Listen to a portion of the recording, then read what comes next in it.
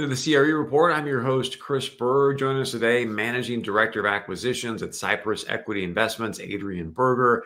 Had a great opportunity to see him speak a couple times now in Beverly Hills and LA. So Adrian, great to have you. Welcome to the show. Thanks, Chris, for having me. Great to be here. So let's give people some background on you real quick, just so they can realize, hey, this guy's got an extensive resume, and then we'll dive into the meat of our conversation. Sure. I grew up in Australia. My family was in real estate, and I got into the business a little bit later in life. I was living overseas in Asia. I was living in Hong Kong, working for a investment property company there. And with that company, I moved to the US. And that company was very focused on really condos and international real estate. I spent some time doing that in New York. I moved to New York at the end of 2008, so a very tough time.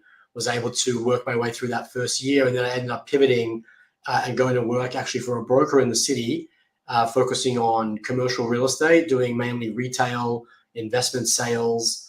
So I was in that business and doing that and some consulting for about 6 or 7 years before I moved to Los Angeles around 2015 and started working at Cypress Equity Investments. So CEI has been around for 25 years, predominantly a housing-focused company historically, both doing investments, so buying existing apartment buildings in LA and doing large-scale institutional ground-up, Class A developments. We also have a very strong affordable housing business.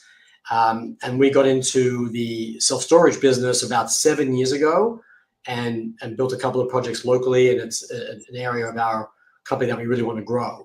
So I've been fortunate to live in 5 cities outside of Australia, so a few places around the world, and I've worked across acquisitions, business development, done a little bit of asset management, and my role really day to day is to find deals, work with new equity and capital partners, and create joint ventures and things like that. So let's get into the self-storage piece. You guys have got an incredible portfolio from these different asset classes, and what's been fun to watch is watching you speak at these different events.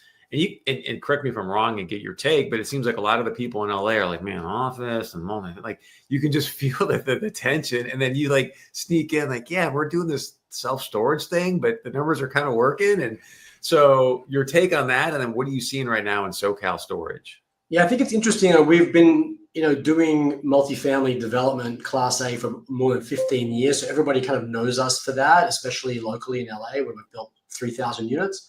But we have been very active in the self-storage business. We just haven't really been that vocal about it, really. And I think what we decided to do a couple of years ago was when we were looking at what was changing in the marketplace. So market rate development for multifamily was kind of on pause and wasn't working. And we were looking at our other business lines and thinking, what do we think has good tailwinds? What do we think has high barriers to entry? And how can we take our team? We have a very strong in-house development construction management team. How do we take our team and utilize it for a tangential asset class that we think has a lot of legs? And so what we did was we had historically been doing 1 or 2 deals here and there on the storage side, but we decided to really, rip the platform down to its roots and start really from scratch and identifying ways in which we could grow the business. And we took a very sharpshooter approach, the same way that we did on the land side in LA, and spent a lot of time understanding different markets, understanding rent dynamics, demand dynamics. And I think because of the changes in the macroeconomic factors and interest rates, cap rates, things like that, we felt like coming in now and tying up land or buying land to do storage development at sort of a reset set of metrics seemed to make sense in the long term. I think what we like about the dynamic in Southern California, which is the only place where we're developing right now, is there's a very high barrier to entry into Southern California. A lot of the cities in Southern California don't want storage, new storage. Some of them have moratoriums on that use. And so that naturally creates a supply and demand imbalance and sort of limits the amount of supply. And I think that that's really interesting. I also think there's a lot of demand. And so in storage, everyone always talks about demand being such a key driver. And so I think that's been a critical element as well. So we feel pretty good about the idea of being able to execute on tying up, land in the right locations, getting it through entitlements, which we're very good at, and then having this demand behind us, as well as hitting metrics that we think we can get capital for. So that sort of was the sort of thinking around really sort of growing this business. And we've had a lot of success in the last, 18 months in transacting. I want to get to your successes in a minute. First, though, let's talk about some of your tailwinds amongst your thesis. So as you're looking over the landscape and you just mentioned, hey, there's some tailwinds, what is your thesis around that? Why do you think there's strong tailwinds behind storage? I still think that the big driver for storage is, like I just said, the barrier to entry that prevents large amounts of supply coming to the market. It's like not like that everywhere, and I don't like generalizing in our industry, even though we all try to generalize. I think there are pockets in Southern California specifically that have too much supply, and there are pockets that don't. And so we're trying to focus in the places that don't have a lot of supply, but where we see in the greater neighborhood there is single family home growth, there's household formation, there's larger renter pools, there is still pent up demand for multifamily housing, there's good job growth, there's sort of secure, sticky neighborhoods. There's a lot of sort of headlines around people leaving California, but there's also a lot of people coming back to California. And I don't think all those statistics are created equal. And I think you got to really get in the nitty gritty. Real estate's a very localized business. So what might work in Santa Monica doesn't work in, West LA, right? Like even though they're next to each other. So we take a really very granular approach to understanding places that we're targeting. And we just stay very disciplined. And I think part of what is allowing us to feel good about the tailwinds is there is still, LA is still a very big city. So we feel pretty good about that. And Southern California, I think, generally has performed pretty well in terms of just the broader economic landscape and the industries that are here, the jobs that are here. Yeah, with that being said, I saw a really good article this morning where you've got the ebb toll. I don't know if you're following some of these, flying cars, where like that industry is starting to grow some legs. So you have Archer now is going to be the only ebb toll for the Olympics, the World Cup, which I think is going to be really strong. Aerospace is coming back. So as much as people beat up on SoCal, there are some industries I think that are starting to creep back in and show some life. You talked about some successes over the last 18 months.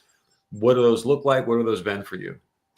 Yeah, we've really had a really good run the last 18 months on the deal side.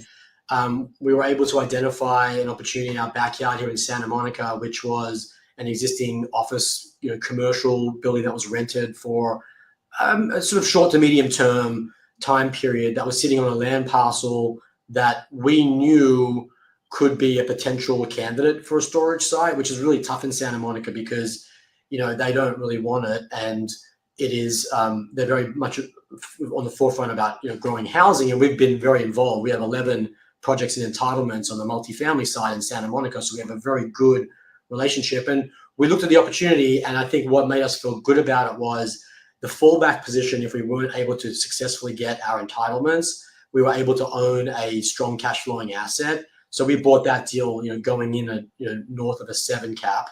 And so we felt pretty good about that. And we felt like we had some good chance of getting that entitled. So that was a really great deal that we closed in January.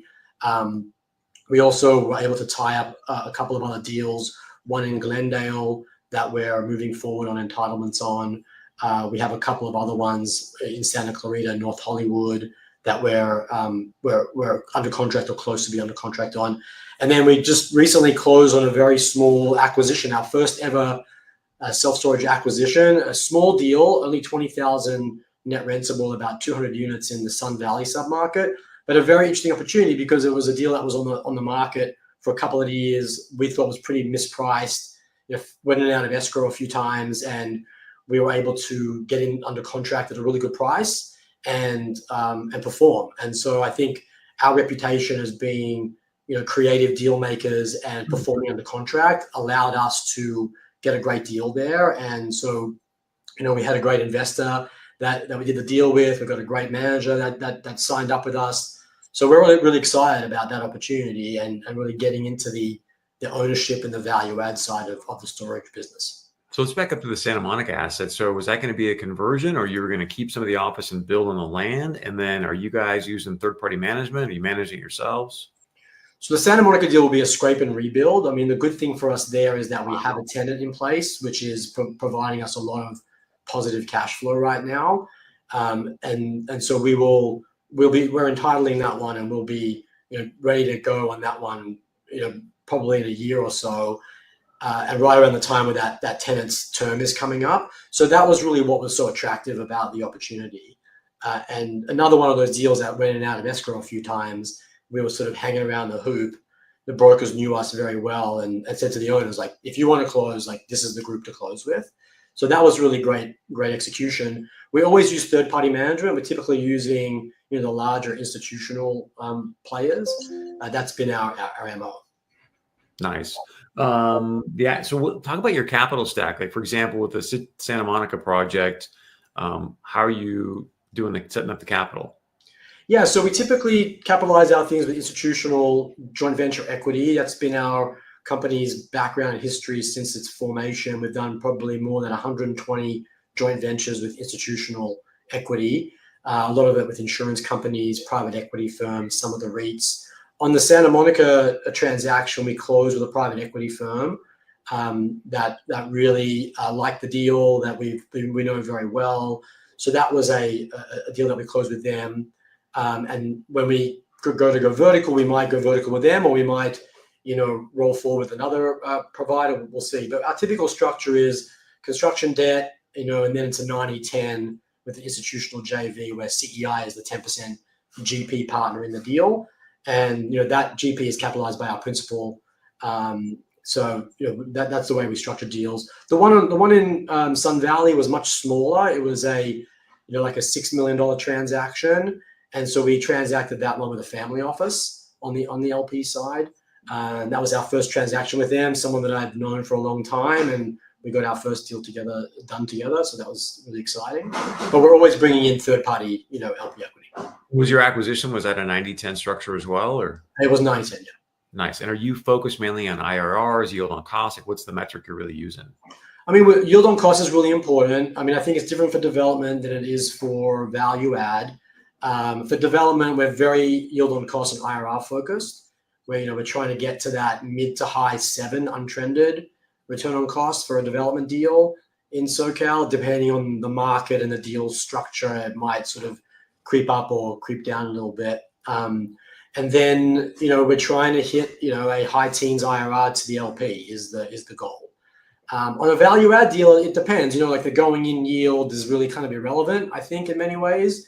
Because you might be going in at a sub 5 cap, but there is tremendous mark to market opportunity in the rent roll. So generally speaking, we're trying to stabilize those types of deals into the mid 7s as well, 7 to 8, depending on the sub market and the business plan, and targeting probably more of a mid-teens IRR. I want you to talk about your experience with the entitlement process, because you and I were chasing an asset in Santa Clarita. I just actually got an email from a gentleman out of Texas who a long time ago have an asset in Santa Clarita, and he even commented, he's like, it was the worst entitlement process ever, being in California. And I don't think a lot of people, even in the industry, can appreciate, like, you just bang your head against the wall. And since you've done a lot of these and you're in Santa Monica, yeah, I'd love to hear some of your stories or experiences. Yeah, I think, every city is different. Every city has their nuances, and, you sometimes you get lucky with the right planner and the right person in the city who, is proactive and is responsive and, is trying to help a process through. And then you get sometimes where it's the opposite of that.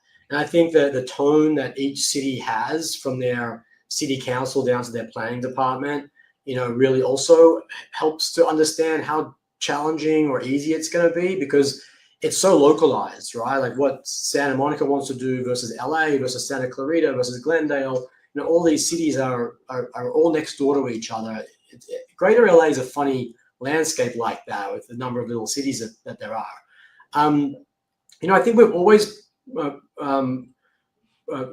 really been proud of the way in which we work with cities. Like, we're always going in there and trying to do what the city is trying to do in terms of the code and the development standards.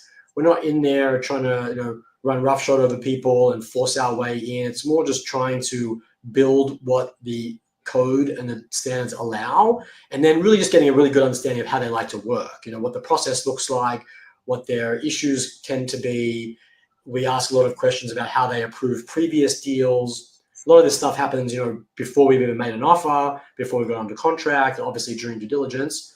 And then we have a great development team that, has a lot of experience. They understand how to ask the right questions.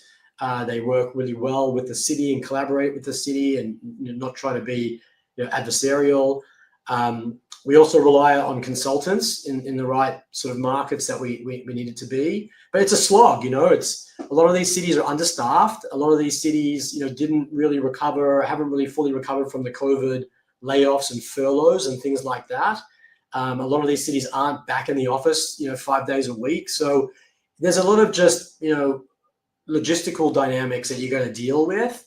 And that's why we have great development people who want to bang their heads against that wall every single day. So I like to, bring the fish into the boat, and then just, hopefully the rest of the crew is going to take care of the blocking and the tackling, right? So, but if you've got a good reputation and you're persistent, people know about that. Like a lot of people jump city to city. So someone who was the planning director in one city ends up the planning director in another, and so you've always got to just be mindful of that. Adrian's been really nice about it. I'll be more blunt. Like just, if you're going to take on California, just make sure you have very patient capital. It takes a very, very long time. So if you're up for that game, hey, kudos to you, but most people aren't.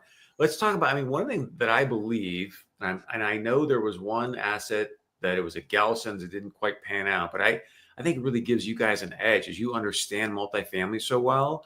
This is maybe my own hallucination, but your ability to go into a city and say, hey, we can do sort of a mixed use. Maybe we'll put some, multifamily here, but we really want to have the storage asset, which I'll share with you in a minute. There's a really unique asset up in Santa Barbara. This guy did like micro apartments and storage obviously makes sense on paper.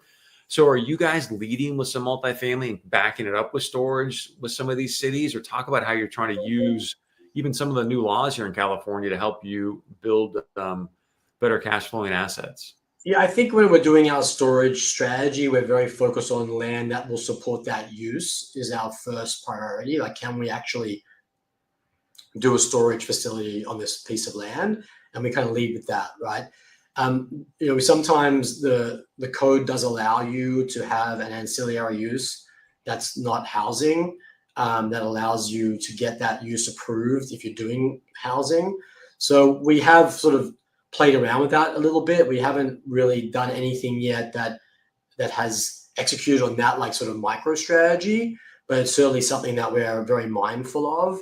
I think it's beneficial that we're a housing company because we have a very strong understanding of the housing dynamics, which drives so much in these cities, and we understand what they're looking for, and we also do both market rate and 100% low income housing tax credit development. So that's like 100% subsidized housing and 100% market rate housing. So we can come to a deal, a city, a place with a lens of what are the combination of uses here that could be worthwhile for this city, and is the city open to doing something like that?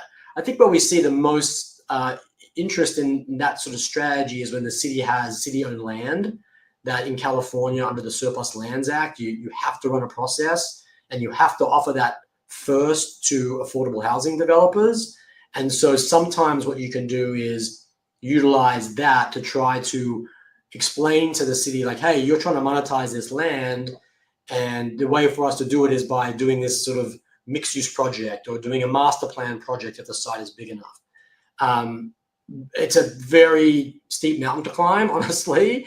So you talk about the challenges in California, and then you add on the challenges of then negotiating essentially a wide open development agreement with the city. Like it's not for the faint of heart, and it doesn't work everywhere. But those are the sort of situations where we've thought about it. Have you executed on one of those deals where you've actually? Okay, I was going to say, like, man, kudos to you. And when we do, then we can do another podcast, and that will probably be like a 2-hour podcast on how that happened. Lay out that whole story could take like start to finish will take us like 2 weeks. Literally a decade. I guess I'm curious, do you guys ever lead with multifamily, or are you just, hey, we want to do storage? Like, walk me through some of the other creative ways that you're looking at assets to put storage in Southern California. Yeah, I think the benefit that we have is that I'm very involved in all aspects of our strategy. So I'm overseeing the multifamily side and the storage side. And so when a broker comes to me or an owner comes to me, it allows me to think, about the highest and best use of the property. Is this a housing opportunity? Is it a storage opportunity? Is there a way we can get creative here? Can we do something creative with the seller? Like, can we do something with the owner here? Is there a different way of transacting than just, DD and whatever closing period you can get, right? So there certainly are situations where I've seen opportunities that do lend themselves to be housing led and storage second. We have looked at office opportunities and how that might be, a possibility.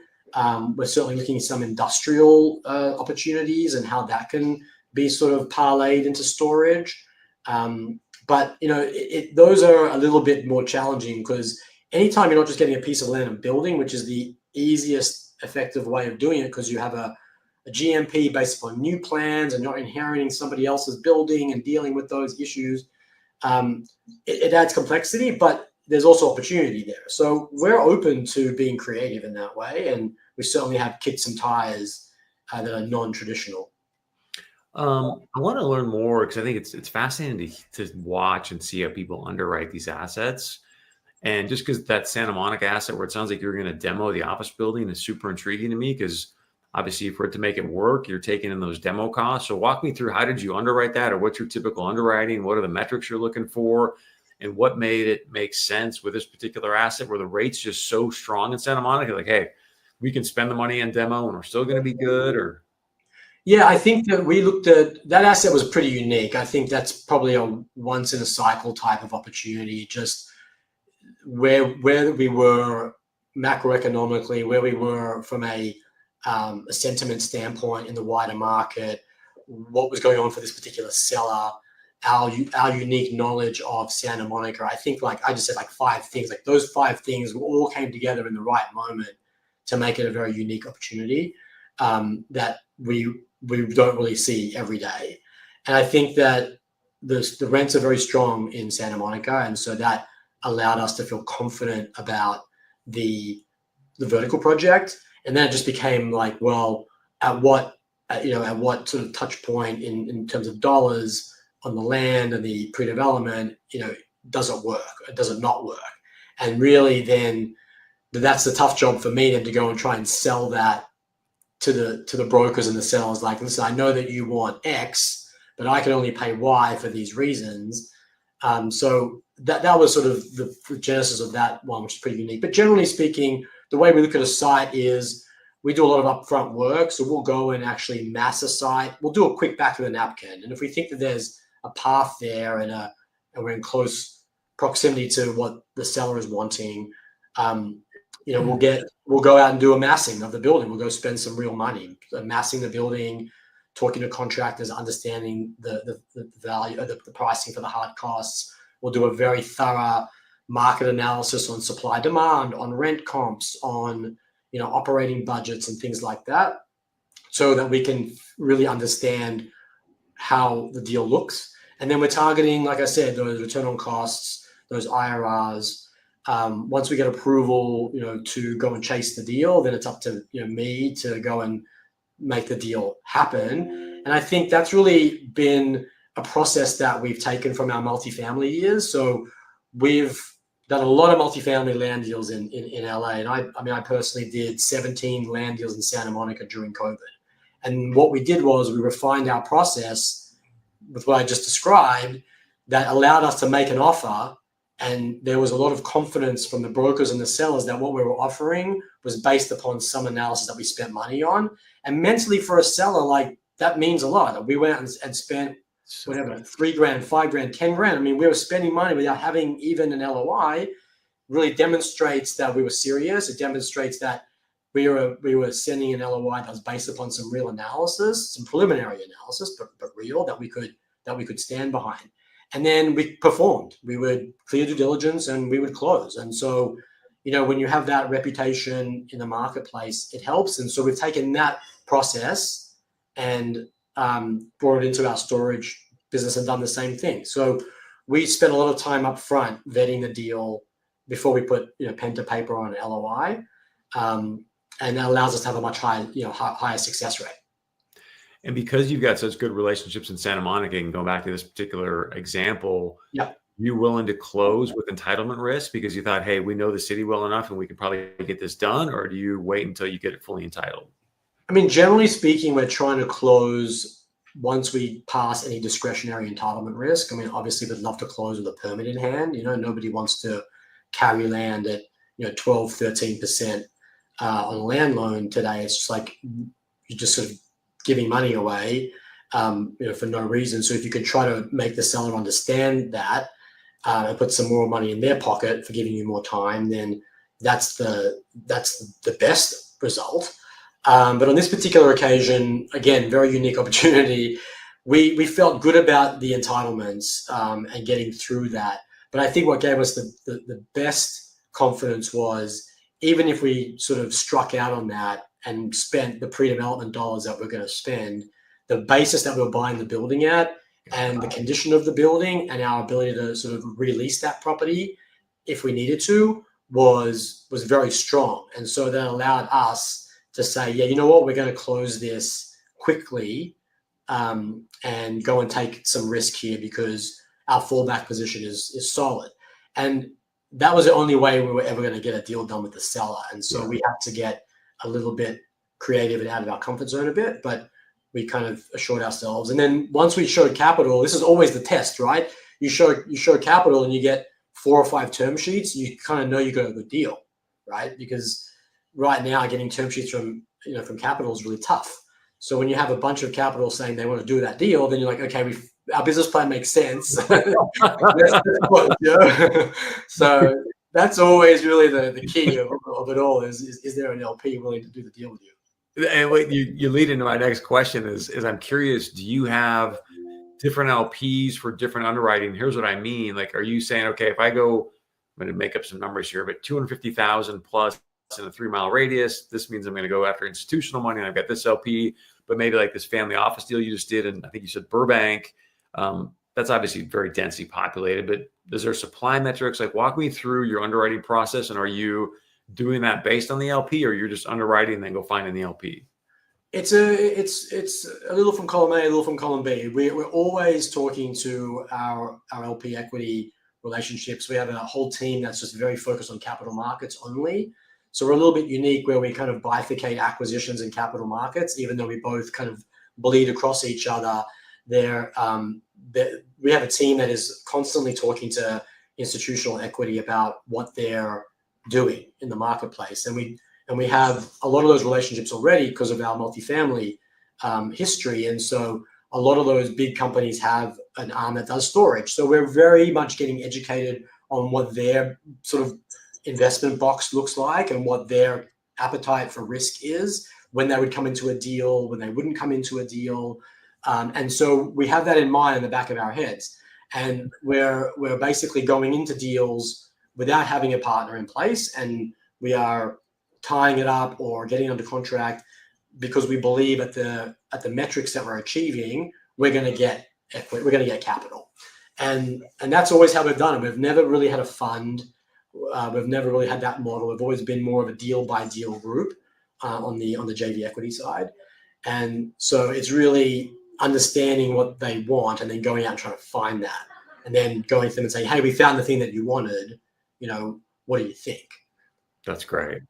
Anything else you want to share about storage? Because I do want to dive into just your thoughts on Southern California, and more specifically LA. I'm happy to talk about LA.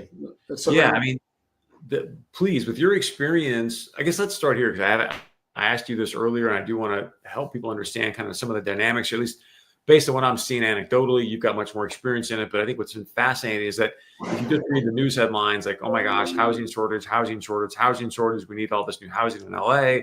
And yet on socials, I'm seeing, 3 months free in downtown LA, 4 or 6 weeks free in Santa Monica, Silver Lake. Like, number one, are those concessions accurate and true? And if that's the case, like, what am I missing? Yeah, I think they definitely are true. I don't think that it's an unusual thing, and I'll tell you why. Again, we talked about it a little bit earlier. It's like everything's micro market related, right? So if you think about The same thing in storage, right? When a bunch of supply comes into the market at the same time, then there's all of these deals just to get people in the building, right? And then you play the slow game of ratcheting up rents and trying to, improve economic occupancy, retain occupancy, keep your buildings full. I think when the market started to shift, then a lot of the investors and owners went into the mode of highest occupancy possible, right? That's what they want. They want the most amount of occupancy possible in their property. And so naturally what you do is you lower rents, right? And if you're a new building and you're competing with people out there who are looking at existing inventory, you've got to incentivize them to get into your building. And then the hope is that 12 months later, you can release it to them and hopefully not have to concess their rents. And so then what's happening then in a sort of more of a micro situation in like a certain pocket of Santa Monica where we have some product that was delivered a couple of years ago, a lot of supply came on in that pocket at the same time. So all of a sudden now you have 2 or 3 buildings that all delivered at once. And it's not a lot of units. It's like probably, 1,000 units or 800 units, but they're all competing for the same tenants that want to be in that market. And so they're trying to win that tenant any way they can. So they're offering the tenants more concession or sign-up bonuses or gift cards or whatever it is, right? Now, Santa Monica benefits from being a place where there's still strong tenant demand to live. Despite what's happened in the downtown, it's still a place that people want to be, right? And so I think, unfortunately for downtown, it's gone through a bit of a reputational, hit. And I think because office down there is massively vacant, there's just not that same demand driver down there, but there was a lot of supply delivered. And so that's why you'll see concessions there that are much, much higher because there's more people, there's more units that came online that need to be filled, and they're trying to incentivize people to come. So what I'm hearing you say, and correct me if I'm wrong, is, hey, Chris, there was a good amount of supply that came on, thus you've got the concessions, but then why do we continue to see these headlines about, hey, we need more housing, there's a housing shortage, blah, blah, blah, blah, blah. Is it the media just doesn't understand the dynamics? It's not necessarily linked to the demand side of it necessarily. It's really the asset, the asset execution of trying to get the building leased up. When you deliver a new empty building, you're trying to get it leased up as quickly as you possibly can. And I think what's happening also with some of these assets that are delivering here is that they were built at a much higher cost than what the value is today. So there's just pressure to get the building, leased up. So that's what's incentivizing. That's why owners and developers are incentivizing people to rent in their building by giving away concessions. I totally get that because obviously it's the same thing in storage, right? You chase occupancy, but I guess what I'm trying to understand, again, maybe the headlines are just wrong, but it's like they make it sound like we are just flooded with humans here in Southern California. There's not enough space. But yet you're saying, hey, Chris, I got to go chase occupancy because maybe there's not as many people here to take up. So that's maybe the missing piece. Yeah, no, I see what you're saying. Yeah, I mean, the headlines are correct. I mean, there is still an undersupply of housing in the market. But again, I think it's all, like I said earlier a couple of times, it's all micro market dependent. Yeah. Like there might be a lot of demand for housing, but not so much for demand to be in downtown LA. Got it. Right? There is demand to live in, the South Bay. And there's no, there's a wait list for people to get into buildings in the South Bay. But in downtown LA, there's not a wait list. And there's also, on top of that, many buildings that delivered at the same time. And then also many units that many properties that delivered previously, where those renters got a great deal and now their year is coming up and they're playing the concession jumping game where they're like, oh, I'm just going to move to that building because they're offering 3 months free rent. And then a year later, I'm going to move to that building. And so the tenants that are in that market are, going out the back door and going into the next building because they're trying to, get the best possible deal. Yeah. So I don't think all submarkets are created equal in that way. Well said. Let's talk about LA as a whole. Like you've got the ULA, and again, you continue to hear all these stories about, man, it is just so challenging in LA. You've got situations with safety, but then also you've got the World Cup, the Super Bowl, the Olympics coming. Like if you were mayor or governor, what would you be doing to help LA thrive rather than it just doesn't feel like it's really humming on all cylinders? I mean, I don't know if I'll ever be running for office, and so that's a big responsibility. Look, I think that I think, process is an important thing. So getting, projects approved in the easiest possible way, which means, being, development friendly, which I think is a hard mental state for a lot of people, because I think there's a perception that developers are just in it for the money, even though there's just so much risk that we take to do projects. And oftentimes we don't make any money through no fault of our own, and sometimes through challenges that we face with cities. I would put a lot of money, focusing on infrastructure and like making sure that the utilities have what they need to be able to execute and provide, water and power and gas to all of these projects that want to get built. I don't think it's that people don't want to build here. I think it's just that there are so many different things being thrown at the community, the development community, that's sort of slowing down the ability to do it. And I think it's also turning off a lot of investors, and that's a tough thing too, because then if you don't have investors to invest in the market, and you don't have developers who are going to be able to at least make a profit because they are for profit, then you're not going to have housing production, you're not going to have new projects, and it kind of starts to sort of spiral. I think these big events that are coming are great. I'm from Sydney. I remember when the Sydney Olympics came, it was like really exciting and fun. A lot of those infrastructure projects, ended up not really having a useful life afterwards. So that's kind of a bit of a downside for winning some of these big events. But yeah, I think anything that's going to bring people to the city and the state, that's going to really, create more revenue in the community, that's going to help fill the coffers that the city needs, that's going to help to hopefully unlock some of the challenges that they've had. I think the idea that we need all of this housing, but then putting up roadblocks or hurdles that stop us from doing it profitably, I think makes it very hard to convince people to invest and to actually continue to invest in the city. But I do think there's tons of opportunity here, because I feel like we're at a bit of a trough in the historic market. I think that basis has come down a lot. I think that LA is kind of getting hit pretty hard reputationally, which I think is a little unfair. I think it's still a great city. I think there's tons of opportunity here. It's a great place to live. There's lots of jobs here. There's lots of industry here. And I think that there are sort of asset classes that do work. There are niche strategies that do work. So sometimes the headline catches all the attention, but like the work that we're doing on the ground, we're finding opportunities every day. I want to be respectful of your time. We said 30 minutes. We've gone beyond that. So just anything else that you want to add or share that I haven't asked you, Adrian? No, nothing that comes to mind. I'm certainly happy to share my thoughts. It's, I don't know the answer to everything. We're out there trying to figure it out in a really difficult market. That seems like it's not really improving. It feels like it improves and it doesn't improve. And I'm talking about more generally. Some of the job numbers and the consumer confidence and what's happening in rental markets around the country kind of makes for a unique time. So we're optimistic though that we can figure it out and that there's still a lot of opportunity here. So I really appreciate being on the show and all your great questions.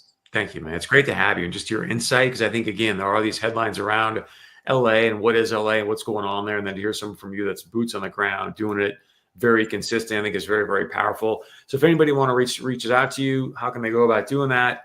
Here's your website as well. So if that's an easy way to take them to, or.